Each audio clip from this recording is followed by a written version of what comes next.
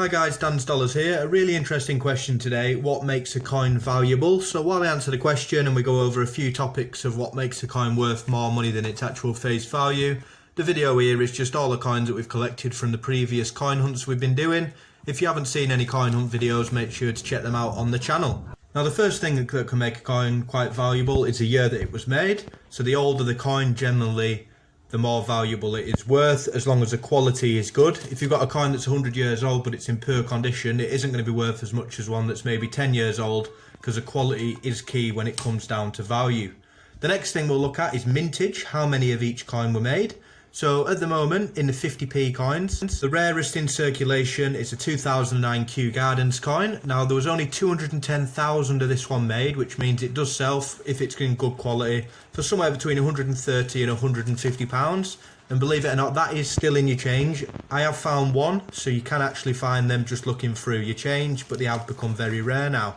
Now if you compare that to the 2017 Benjamin Bunny 50p, where there was over 25 million, you can see that that coin is only really going to be worth its face value because so many more were made, and someone isn't going to spend a lot more money on it when there's a very good chance that they could probably find it in the change every week. Now the next one is the design. If people prefer one design more than another, even if there was more made, they will generally spend more money. A good example of this is the Jemima Puddle Duck from 2016. 2.1 million of that coin made, and they sell for between 10 to 12 pounds for a really good quality one.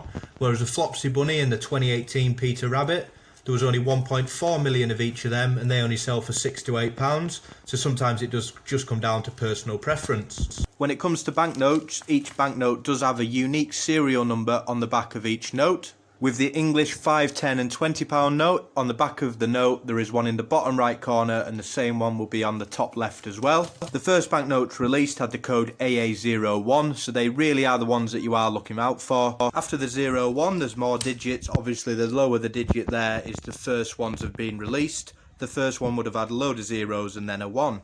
I don't know if this note was actually released into circulation, but I would think that you'd probably fetch a few £1,000s for it, along with, you know, if you look on eBay for AA01 banknotes, and we've touched videos on them before, they do sell for a lot more than the face value of the note, so always worth looking out for. There was a bit of a trend with the £5 when they come out with the AK-47 ones. Some people said they sold for 20, 30,000, but you do get round about £10 for them, so they are also worth looking out for. The last thing we'll touch on is error coins. I've always said this, be very, very careful with error coins, because there isn't a specific value to any error coin. It is just what a collector would like to buy them for. If you don't know what an error coin is, or an error banknote, it's just a printing error on the coin. It could be a misprint, a letter spelt wrong, or a letter back to front. It could be that the actual print isn't centre on the coin, therefore it is an error coin, and people will pay a lot more money for them, as they are quite unique and really just one of a kind. You can make a lot of good money on them, so do always have a little look through, but always do your research first. If you are to buy them, like I say, be very, very careful, and always feel free to just drop a comment on any of my videos, and I'll always get back to you. If you were to send me your email and send me a picture of the coin, then I could always give it a little valuation for you as well. So I hope you enjoyed this video, guys, and as always, thanks for watching.